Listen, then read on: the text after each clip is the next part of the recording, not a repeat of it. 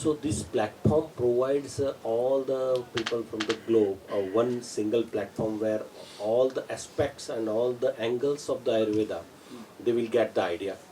Another thing is in the IDA, the experts who are coming from the different part of the world, and they every year they discuss the things, and they make